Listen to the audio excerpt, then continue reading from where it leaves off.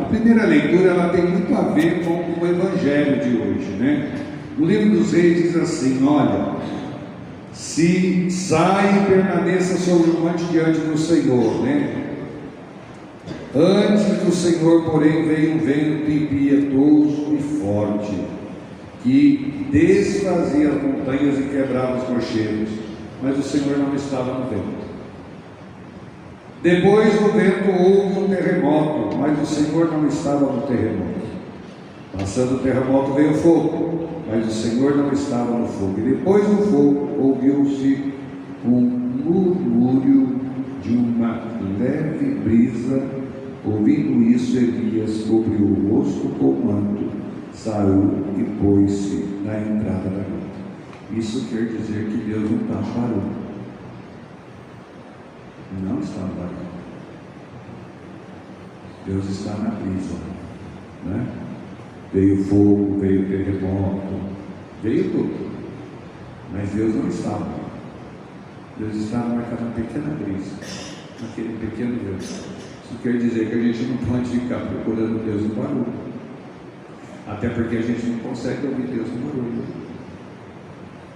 Hoje nós tivemos uma assembleia e o padre lá de Ribeirão Preto, doutor, ele disse: a primeira coisa que a gente tem que fazer quando a gente vai à igreja, sabe por quê? Muitas pessoas vêm à igreja porque as pessoas falam do pecado. Pecado é isso, pecado é aquilo. A pessoa vem na igreja já apavorada, porque falaram para ela que tudo aquilo que ela fazia era pecado. Não estamos dizendo que não é pecado. O que a gente quer dizer? Que a pessoa tem que vir à igreja por amor. O querigma é o amor. Depois que a gente é acolhido com amor, a gente vai mostrando para a pessoa: olha, isso daqui não pode, isso daqui não pode, mas sempre com um jeito de quem fala com amor. Jesus sempre falou com amor. Se a gente tirar a palavra amor, a palavra caridade das coisas de Deus, se a gente só colocar que isso é errado, que isso é errado, como que a pessoa vai conhecer o amor de Jesus? Não é? Jesus escolheu os seus 12 e todos eram pecadores e um ainda era traidor. Mas o que ele mostrou por primeiro? O amor. Né? Então, o amor tem que estar à frente de tudo na nossa vida. Depois que a gente faz essa experiência, não é assim que a gente conhece a nossa esposa, o nosso esposo. Primeiro é aquela paixão, né? E a paixão tem que virar amor, porque se ficar só na paixão, acaba. No primeiro momento a gente se aproxima do outro por interesse. Por primeiro momento é aquilo que te chamou a atenção. Aí você vai conhecendo a pessoa, você vai fazendo uma experiência com a pessoa. Por isso que tem a experiência do namoro, para a gente se conhecendo, né? Vendo como que é, como que não é. Aí você namora 5, 6 anos e fala: não vai dar certo no casamento, não vou casar, né? Isso é experiência, né? Então a gente vem por primeiro, através de Deus, precisa vir pelo amor, o amor que Jesus tem por nós. Não é o filho pródigo que vem de lá, que gastou tudo. O pai não perguntou o que ele fez, o pai abraçou. Primeiro ele deu amor, claro que depois foi corrigido, não tenha dúvida disso, né? Nós somos corrigidos a todo momento e é preciso ser corrigido para a gente crescer. Mas a primeira experiência que nós temos que ter de Deus, de Jesus, é o amor. Porque quando a gente conhece o amor, a gente não vai querer abandonar o amor. Quando a gente conhece aquilo que é o tesouro, né? Lembra dos evangelhos dos domingos atrás? Procurou o tesouro e aquele nem procurava, mas achou, vendeu tudo. A gente acha o tesouro. A partir do momento que a gente acha o tesouro, a gente não quer largar mais, né? Mas primeiramente é o amor. Vamos acolher todo mundo do jeitinho que ele é, do jeitinho que ela é. Depois a gente vai ensinando o que é certo, o que é errado, vai fazendo a catequese, né? E o padre diz assim: olha, senhor bispo, nós precisamos de conversão, o senhor precisa, eu preciso, os padres precisam, o povo precisa. Todos nós precisamos de conversão. Nós não estamos prontos, mas a gente fez uma experiência de Deus. E ele dizia até assim, né? Não deveria perguntar para o seminarista que ele vai ser padre pela intelectualidade dele, por aquilo que ele sabe. A gente não é conhecido por aquilo que a gente sabe, a gente é conhecido pela experiência que nós fazemos com Deus. A partir do momento que a gente faz a experiência com Deus, as nossas atitudes são diferentes. A gente vai aprendendo, né? E a gente vai vendo, nossa, como eu não sabia nada, né?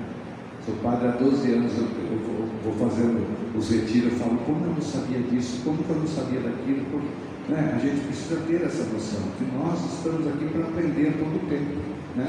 O Evangelho de hoje tem umas passagens, assim, umas palavras, que é interessante, né? Por exemplo, Jesus subiu ao monte para orar a sós, e ele pediu para os discípulos pegar a barca e ir andando. A noite chegou e Jesus continuava ali sozinho, a barca porém já longe da terra, não dá mais para voltar, a barca está em alto mar, aquela música, né? Não dá mais para voltar, a barca já está em alto mar, não é? A barca, porém, já longe da terra, era agitada pelas ondas, pois o vento era contrário. Pelas 3 horas da manhã, Jesus veio até os discípulos andando sobre o mar. Meu Deus, é um fantasma que vem vindo, né? Ficaram morrendo de medo, né? Quando os discípulos avistaram andando sobre o mar, ficaram apavorados e disseram, é um fantasma? E gritaram de medo. Jesus, porém, logo disse, coragem, olha a palavra que ele dá para nós, quando a gente está nas tribulações da vida, coragem, sou eu, vocês não estão sozinhos, vocês fizeram a experiência do querigma comigo, vocês estão me conhecendo, por que vocês estão com medo? Coragem, meu irmão, coragem, minha irmã, está falando para cada um de nós, para que a gente possa ter coragem. Tem hora que a gente parece estar desanimado, mas Jesus vem e fala, coragem, sou eu, não tenhas medo, não tenhamos medo das coisas, sejamos fiéis a Deus, sejamos servidores de Deus. Eu não sei que país aí que estão matando muitos cristãos e eles não voltam atrás da fé que eles têm, esqueci o nome agora, não é? E o Dom Fernando sempre falava para nós, quando ele dava as formações dele, tem muitos mártires morrendo agora, muito mais do que na época dos santos, né? Quem segue Cristo tem que ter coragem, porque pode morrer a qualquer momento. Senhor, se és tu, manda-me ir ao teu encontro e caminhando sobre as águas. E Jesus respondeu, vem. Então ele está falando para nós, tem coragem, vem. E a gente vai. A gente sai, porque a gente tem coragem. Jesus deu coragem para nós. A gente vai, mas o primeiro ventinho que dá, a gente tem medo, começa a afundar. Aconteceu isso com Pedro, porque ele ficou com medo. Daí Jesus fala, estende a mão, tira ele de lá. Fala, o homem de pouca fé, não acredita em mim não? Então a gente às vezes bate no peito e fala que é de Deus, né? A gente fala, não, eu sou católico, apostólico, ou não. Mas qualquer tribulação que dá na vida da gente, a primeira coisa que a gente faz é questionar Deus. A gente questiona, né? Por que comigo? Por que comigo? Deus não olha para mim? Olha sim. O que a gente precisa ver é como que a gente está agindo com Deus, porque Deus olha para nós a todo tempo. Aquelas pegadas na areia, né? Aquela música que fala, como vê, Jesus está carregando no colo, a gente acha que ele está sozinho. Ele não está sozinho, ninguém está sozinho, né? Orai, sou eu, não tenhas medo. Então Pedro me disse, Senhor, se és tu, manda ir ao teu encontro, caminhando sobre as águas. Jesus respondeu, venha. Pedro desceu da barca, começou a andar sobre as águas em direção a Jesus, mas quando sentiu o vento, ficou com medo. Qual é o vento que está deixando a gente com medo? Qual é a história da nossa vida que está nos deixando com medo, né? Então muitas vezes a gente acredita desacreditando, né? Às vezes a gente tem medo de pouca coisa, a gente não tem firmeza naquilo que professamos, né? No domingo a gente reza, creio em Deus Pai Todo-Poderoso. Será que cremos mesmo ou é da boca para fora? És o Pai nosso de cada dia, o pão nosso de cada dia. Será que eu acredito ou é da boca para fora? Então é preciso acreditar, e é preciso confiar, e é preciso fazer a nossa parte. Nós já estamos no caminho, não dá mais para voltar. Já saímos do ventre da mãe, não tem como voltar no ventre da mãe mais. Já nasceu, agora vai embora, caminha. Não dá mais para voltar. Agora a nossa ida, nosso futuro é a eternidade. E para que eu possa alcançar a eternidade, eu preciso crer em Cristo. Eu preciso deixar os meus medos. Eu preciso confiar nele e colocar a minha vida nele. E aí eu vou andar nas águas. Eu vou caminhar na vida calmamente, mesmo tendo dificuldade. E as dificuldades fazem parte da nossa história. Não existe uma pessoa na face da terra que não passe por dificuldade. Nós passamos. Tem gente que passa com mais facilidade. Por quê? Porque acredita em Deus, confia em Deus, faz a sua oração, coloca a sua vida em Deus, né? Então vem, Jesus está chamando, vem. E ele começou a afundar e gritou: Senhor, salva-me. Gente, nós temos que aprender a pedir a Jesus quando a gente está numa situação difícil e gritar: Senhor, salva-me. Eu preciso que o Senhor me ajude. Como a gente precisa pedir ajuda um para o outro. Às vezes a gente está passando uma necessidade em casa, de fome, de alguma coisa, e pelo orgulho, né? Pela falta de um medo das pessoas, tem que pedir: me ajuda. Me ajuda, pelo amor de Deus. Eu não tenho comida para pôr na minha casa, me ajuda. Eu estou precisando disso, daquilo. E a gente vai percebendo aquelas pessoas que realmente precisam de ajuda. Mas muitas vezes, por causa do nosso orgulho, a gente não pede ajuda. Às vezes a gente não está passando bem no casamento, tem medo de ir lá falar com o padre. Vai conversar com o padre, não deixa a coisa ficar pior do que está. Eu já disse para as pessoas, vou dizer para vocês: às vezes alguém chega para mim: padre, tal casal não está vivendo bem. Falei: vocês têm que aconselhar e vir falar comigo, porque eu não posso me intrometer na vida de ninguém. Mas se a pessoa vem até mim, eu consigo ajudar.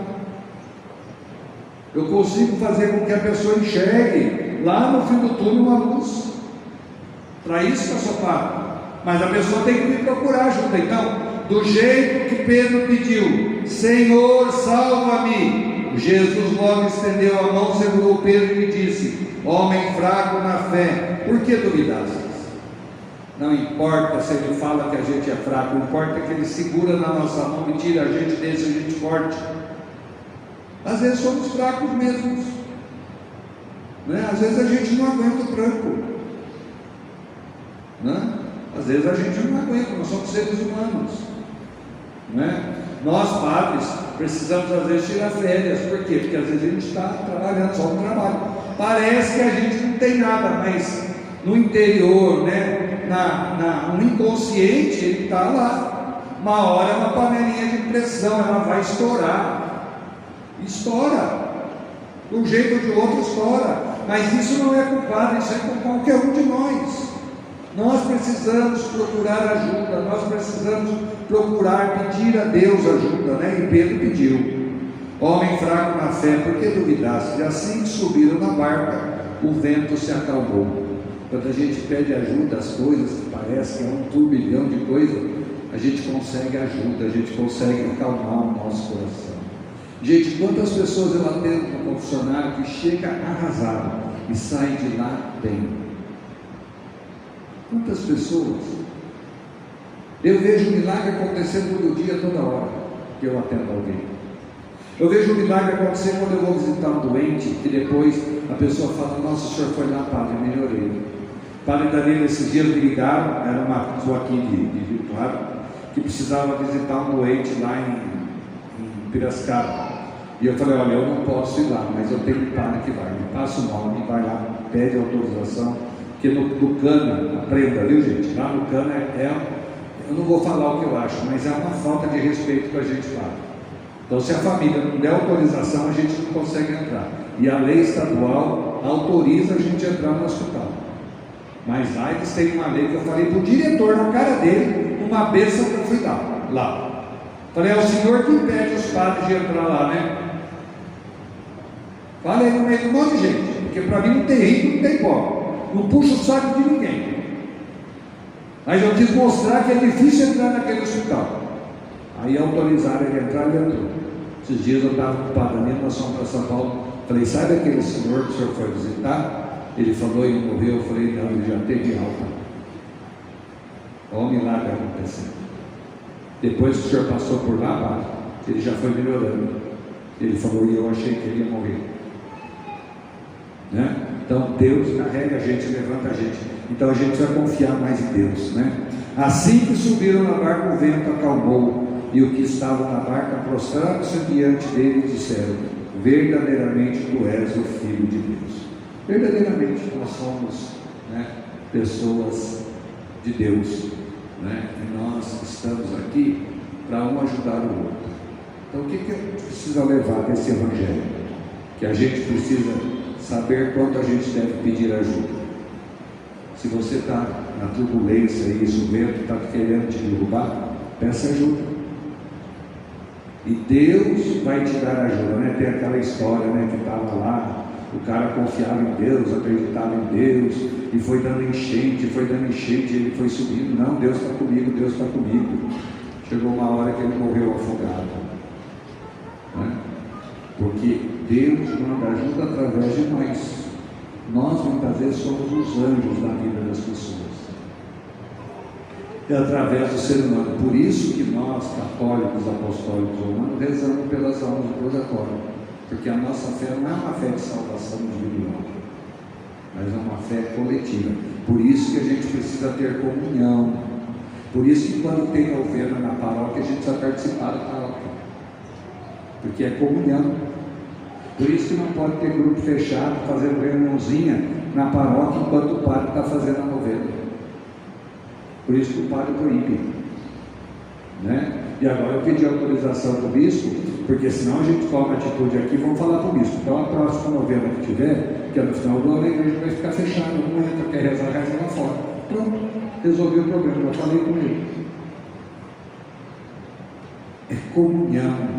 Eu preciso estar em comunhão com a igreja, eu preciso estar em comunhão com o bispo, eu preciso estar em comunhão com o Papa. É comunhão. Mas quando a gente age sozinho, a gente não aguenta o tranco. Quando a gente vive em comunhão, e a comunhão está aqui, né? Aqui acaba todas as diferenças da nossa vida. Quando a gente vive em comunhão, a gente consegue sobreviver a todos os desafios da vida, porque a gente não caminha sozinho. Ninguém caminha sozinho. Quem fica sozinho fica depressivo muitas vezes, né?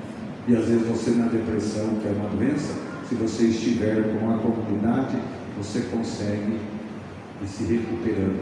A gente não pode se fechar no nosso casulo, né?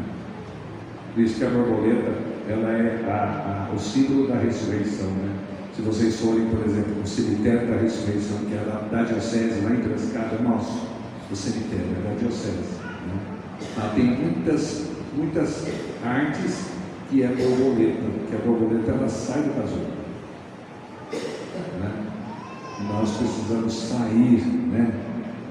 Uma igreja que evangeliza, ela não pode ficar fechada, ela tem que sair.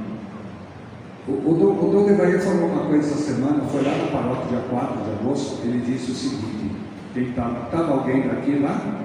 Estava, né? O que ele disse? É fácil a gente falar, e achei interessante isso. Olha como é bom a gente ouvir o pastor.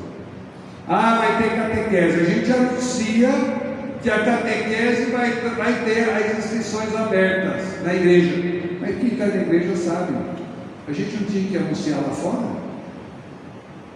A gente fica preso. Então, quem está na igreja sabe. Mas a gente precisa fazer uma campanha para ir atrás de quem tem criança que vem na igreja para a gente trazer. Então a gente fica fechado dentro da igreja, esquece que a igreja é aqui, mas também é lá fora. É preciso anunciar a palavra de Deus lá fora. É preciso avisar as pessoas no texto dos homens, lá fora, não ficar no nosso grupinho fechado. Né? A gente fica no grupinho, a gente convida as pessoas da igreja para participar das coisas da igreja. Tem que convidar, claro, mas precisa sair lá fora também.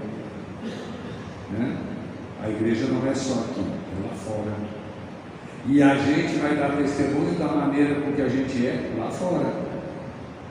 Já pensou o padre no volante xingando a pessoa que está na frente e a pessoa percebe que você é o padre que está xingando o cara lá? Por que você não sai mais cedo? Não é? Às vezes eu saía com o Monsenhor Jamil em 2007, eu era 2008, eu era seminarista dele, ele saía 5 para as 18 horas para a missa. E aí ele achava ruim que tinha trânsito. Eu falava, mas por que a gente não sai mais cedo? Não é? Sai mais cedo, você vai tranquilo, coloca o carro. Aí entrava na igreja, já colocava tudo que entrava no carro, não dava tempo nem de respirar. Falava, Monsenhor, vamos sair mais cedo? Nós temos que chegar mais cedo. Pode chegar na hora, né? Às vezes a gente chega na missa na última hora, né? Na última hora a gente chega na missa. Precisa chegar mais cedo.